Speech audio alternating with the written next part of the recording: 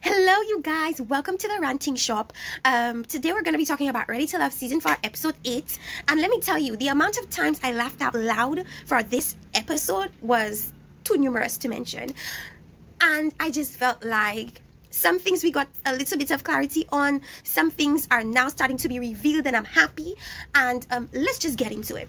So the first thing that happened is the women convened at Tommy's house, and they changed the setting for the women. I don't really know why, but yeah.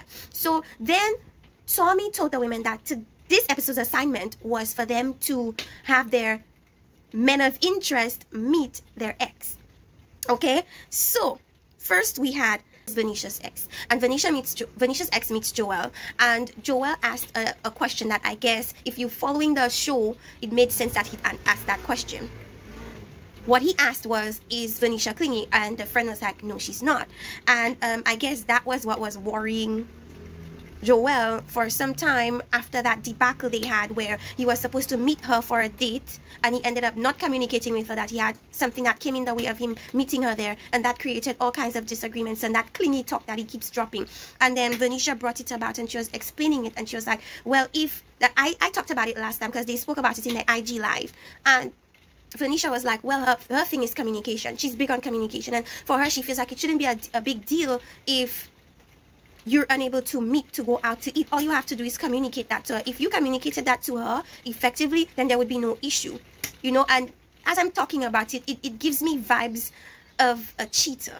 I don't know, somebody that cheats, you know, like something will come in the way. It could be like they're cheating with somebody else, and then it's so difficult for them to tell you the truth because they know that the truth is not pleasant. I don't know, it just gives me cheater vibes from Joel.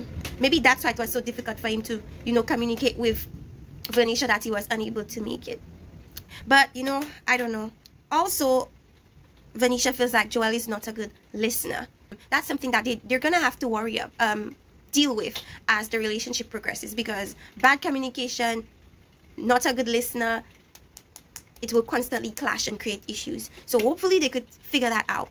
Alexis's date. So Alexis reveals her ex, and her ex meets... Who does her ex meet? Her ex meets Ron. And one thing she stated was that she felt a connection with Ron because Ron chose her as his number one. So remember, she kept on making that number one thing such a big deal. It turns out in her past relationship with the past time thinking she wasn't number one. She wasn't the top priority, and it affected her. So with her relationship with Ron, between Ron and AJ, Ron claimed her as his number one. So for that reason, she started liking Ron. And we're going to see how that unfolds later in the episode. So the biggest thing with Ron's meeting of Alexis's ex was that Ron is stating that, okay, he sees religion oozing from the ex. And what it said to me was, Ron even pointing that out is something that makes him uncomfortable. It's a place where Ron doesn't want to be. And Alexis was explaining that, you know, the ex didn't initially seek God and seek Christ, and he wasn't really in religion like that, but he chose it on his own, and Alexis guided him through that. But that's not where Ron wants to be. Right? Ron is not a religious man. He claims that he is jaded from, you know, being in the church, and he just feels like it's a money-making thing. And to me, it doesn't seem like Ron is gonna go to religion anytime soon. And I don't think a relationship will push him there either. And that's the thing. Nobody should go into religion because of somebody else. You shouldn't go into things because of other people. If you don't see it for yourself, don't do it. Because if you're gonna go and say that you've become this religious person just because your partner is religious, if you leave your partner, what is going to happen? The grounds for your religious persuasion has changed. And so does it mean that you're also going to stop going to church because you left your partner? It's not a solid reason, okay? And he shouldn't be pushed into it either. And when Alexis, you know, heard that from Ron, it took her back because Alexis was focusing a lot on being chosen. That was her number one thing. She wanted somebody that chose her. But I highly doubt that she thought beyond that. She did not think beyond being chosen. Are you guys equally yoked? And I've been saying this. I've been saying that their relationship is not going to last because they're not equally yoked. And that is something that she is looking for. Like Liz, she wants somebody to lead spiritually. And Ron is just not that person. And she's finding that out in this particular date. And as I said, as I wrote in my notes, I personally cannot see a religious woman picking an unreligious man or a worldly man. It just does not make sense to me. Like, if you're a woman in the church you are likely going to pick a man in the church or a religious man. So from that whole interaction, I just know this relationship will not flourish into anything. We saw that on the date where Alexis was with Chrysanthemum and Ron. Chrysanthemum is more Ron's speed. And as I like to say to you guys, these men on this show, they like to say things that sound good and that sound politically correct. So when Uncle Tommy asked Ron, who do you want? Do you want to continue to party? And if that's the case, you have Chris. Or do you want to some Michelle Obama, whatever thing? And that is Alexis. And he, because it sounds good, said Alexis. But in reality, it will not work out. Because you're missing that very, very pivotal piece, and that is religion. It's not there. It's not there on the part of Ron, you know. And I also made a note that I don't think that these men knew prior to that meeting that they were going to meet these women's exes, you know, because of how Joel's response was and how Ron's response was and how we're going to see Jason's response will be. Venetia invites the women to, you know, a nail bar. She invites Liz. She invites Alexis. Kyra was there, and I guess Amber couldn't make it, and they all went to the bar, and the bartender made cocktails based on the guys that they have connections with. So Jason had a cocktail inspired by him. Well, David had a cocktail inspired by him.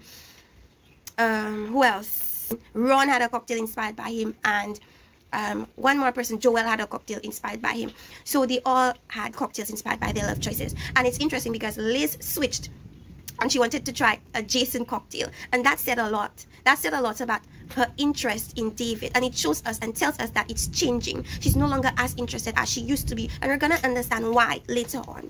And then one thing I like to note is that Alexis, when she tasted the drink, the Ron drink, she was like, it tastes just like Ron. And that gave off the impression like she had kissed Ron before, but then she says that she hasn't kissed Ron before. So my thing is, how does it taste like Ron if you've never kissed Ron? But anyways, all the other women I think have kissed their partner of interest except for Alexis. But she's going to get her wish. So let's move on to Liz. So Liz's ex, she said, is like a big brother to her. And he ended up meeting, well, Liz told him a little bit about David, and she shared her concerns with David. And one of those concerns were that during the meeting with David's friends, David felt like it was appropriate for him to divulge the information that Liz shared with him. Something that was personal, something that was just for him to know. He shared it with his friends, and Liz felt a way about it. It's like she didn't understand why you David, as a confidant, felt so comfortable to share something so personal with your friends. And what that said to me was that David has a lot of insecurities, and it seems as if he has issues with maybe his partners being or being dishonest to him in that regard, or him being dishonest to his partners in that regard. And so that is a big insecurity for him. And so I feel like that just further proves that he needs to take time out from dating and figure himself out, because it's just going to end up with him hurting people that doesn't need or shouldn't be hurt by him. Okay, so when David actually showed up, the first thing he's asking their friend is, oh, when was the last time you and Liz had any intimate experience? And it's like, that just proves what Liz was saying, which was the fact that he is not respectful of her, and I don't believe he's even trusting of her. For you to ask such a question, it just indicates to me that you're highly suspicious of your potential mates. And if there was good communication, I don't think that there would even be a need for you to go question the ex about when last he and Liz has had something intimate. It shows me that there's a communication issue with Liz and David. And there's also an insecurity and a big red flag with David as far as him trusting his partners are concerned. And the ex was not having it. The ex was like, okay, so what are you looking for in a partner? And then he says communication is a big thing for him, and he wants a safe space. And that is highly ironic, because you want your partner to be a safe space for you, but you're not being a safe space for her. She told you something in confidence, out of respect, and you chose to just air her out in front of your friends. And I know that the biggest issue that Liz had with it was that you're giving your friends an impression of her that is not true. You're making her friends feel as if you're just this loose woman when you're far from that. You're a woman of the cloth. And I feel like women whose reputations are important to them, any type of miscommunication or misinterpretation of their reputation, it hurts. Because it's like, you're giving a false narrative of me. That is not true. And for someone's first impression to be, oh, the person kissed somebody else, that's crazy. That is very hurtful. And I believe that David wanted to hurt her in that moment because he felt hurt. But the issue was that he never communicated to Liz that he was hurt. And because of that, it's like, instead of telling her you're hurt, you want to passive-aggressively hurt her by divulging things to your friends that would tint the image that they have of her. That's even more hurtful. And it's unnecessary. But let's move on. So he's not a safe space for people, but want people to be a safe space for him. He disregarded Liz's feelings, her body language, when he was divulging the thing to his friends. It's either he acknowledged it and ignored it, or he just plain didn't care and wanted to hurt her because he felt some type of way. You know, and Liz mentioned that when she asked him if he felt some type of way about it, he said he didn't. And even in his IG live, he said it wasn't a big deal. But in fact, in his own IG live, he was contradictory, because he says in one tone, he didn't care that much. It wasn't a big deal. He understood. And the other breath, when he said, like, the production asked him if it bothered him, he said it did. So did it bother you or didn't it bother you? Because you're moving like it bothered you. And I mean, I don't understand how it's so difficult to tell the truth. If it bothered you, period. When the friend confronted him about the safe space and everything, and he realized he didn't have a good response for that, because anything that he said at that moment would have been some BS. So his strategy was to butter up Liz and shower her with confidence and say that he puts her on this platform and say that she's solid and all these types of things. But then the question wasn't thoroughly answered. It wasn't answered at all. In fact, you ignored the question, because there's nothing that he could have said that would have been able to justify his actions. And that's even more of a red flag. You know, and the friend wasn't playing with him. That ex was not playing with David at all, and I loved it. Because the way he was uncomfortable, that's the sign of somebody that BS's a lot.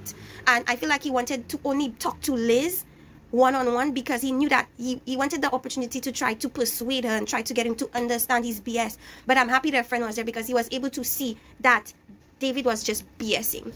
And David didn't have an opportunity to explain it away. And I was happy that he didn't, you know. So I need to hurry. So now we have Kyra and Jason. So Kyra meets Jason meets Kyra's ex. And one of the biggest, I suppose, red flags is that Kyra is not financially responsible. But then I was saying to myself, I mean, Jason, you don't have to worry about that, because I'm pretty sure she'll be spending her own money and not your money, because I don't know if you have enough money to support her. But whatever the case is, I suppose that's something that worried him about Kyra, and the ex confirmed it. He was like, the ex was giving me AJ vibes. The ex looked just like AJ. So Kyra has a type, big time. I think that's what bothered Jason more than the financial thing.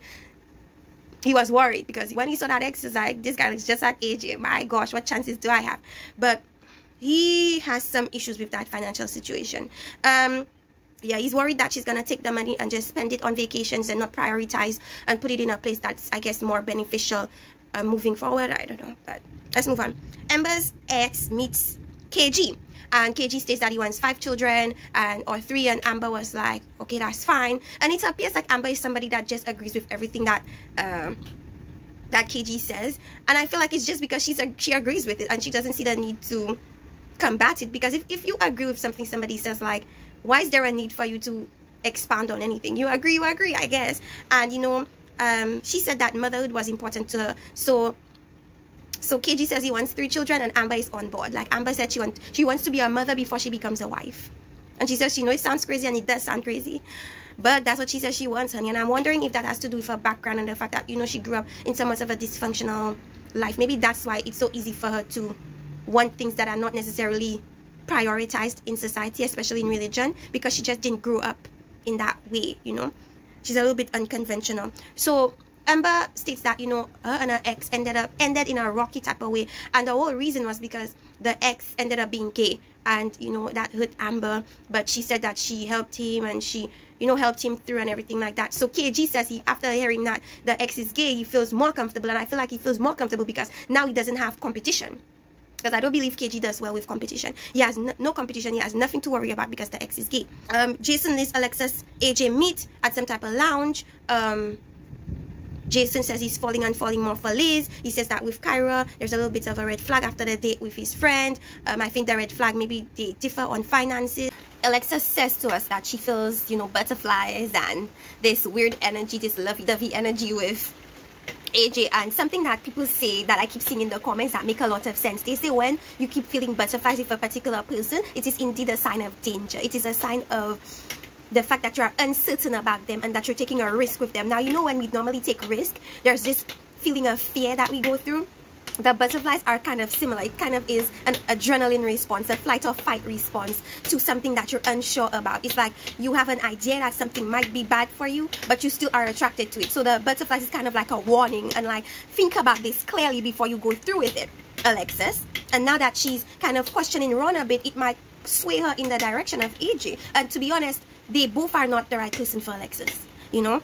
Alexis is somebody that is now obsessed with being chosen. She wants to be #1 priority. She wants to be the end-all be-all for the guy. And AJ is not going to really give her that. And Ron, although Ron gave her that, because Ron wants to lie about what he really wants, and he wants to give off the impression that he's someone, or he wants something that he doesn't want, you know, he chose Alexis. But then Alexis is now finding out that he's not all that he's cracked up to be. And yes, he's your #1 now, but yes, your #1, he chose you as his #1, but beyond that #1, are you guys compatible? Alexis gets a kiss from AJ twice, and you know, every time AJ comes close to her or kisses her, she loses her mind, and she starts thinking in ways that are not rational. And I hope she's able to pray about it like she normally says she prays about things, because that road is the wrong road. You know, we're finding out in this episode that both men are not the right men for her, and I hope she figures it out. The ladies meet at the lounge actually at Tommy's house, and they discuss their dates. And Liz spoke about the miscommunication and the issues that she's having with David, and she pointed out there that, you know, when David divulged to his friends that she kissed another guy, it gave off the impression like she was this loose, fast type of woman, and she's far from that. She's a woman of faith, so that upset her. And she said, instead of saying that David had her heart, what she should have said that was that she had an interest in him. Because I feel like what a lot of people have been saying about Liz and David is that Liz took that spiritual foundation that they shared and made it everything, and it's not everything. And now in this episode, they're seeing more to the person than just what they initially placed priority on. Alexis is seeing that beyond the #1 thing, Ron is really not the person for her, and Liz is seeing that beyond the religion thing, David is not the one for her either. So Liz was saying that the heart that she said that she had with David was the religious foundation, but beyond that, it's just not working out. Then Tommy asked, if you had to leave today, who would you go with? So Kyra picks Jason, and if you had listened to the live I did of their IG live session, you'd realize, you'd not be surprised that Kyra chose Jason, because Kyra had been saying that she would be picking Jason all the time.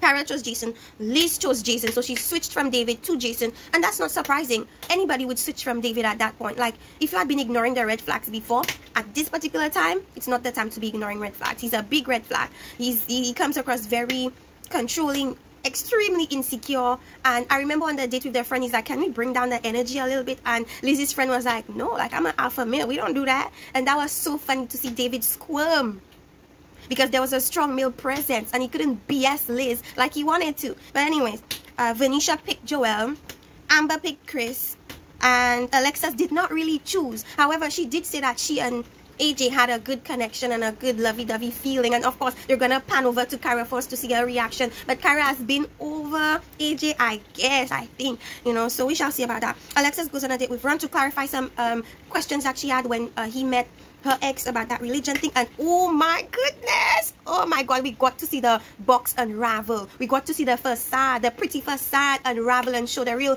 devil inside the box. And we saw that Ron and Alexis will never meet as far as that religion thing is concerned. So if she's looking for a spiritual leader, honey, Ron is not the person for her. And Ron does not want to be forced into anything, persuaded into anything, talked into anything. He has been jaded from the church. He doesn't really believe in religion. He doesn't believe in going to church. He doesn't believe in praying before anything. And all of that is Alexis. Alexis feels that way. And I remember she cried when the women met, because she knows in her heart that is not the person for her. She knows in her heart that is not the person for her. She doesn't have to pray about it. She already knows. But because he chose her and she wants to hold on to the person that chose her so much, she doesn't want to really let him go. The most explosive part was when Ron met with Alexis, because Alexis wanted to clarify some things that she saw that gave her, you know, red flags about Ron. And that is that religious thing. She said that when Ron mentioned the fact that he could see religion spewing from her ex, you know, she felt like that was very condescending, and she felt like the ex went into religion on his own. It wasn't that Alexis pushed him. And Alexis said something that I didn't mention. She mentioned that she wanted Ron to know that she wasn't this judgmental Christian. But actually, Alexis, you are a judgmental Christian, because remember that meeting in the club and you were judging Chrysanthemum's outfit? You were a judgmental Christian at that point. So I feel like at this point, what you're doing is trying to mold yourself into somebody for Ron, and that is already something you shouldn't be doing as a Christian woman.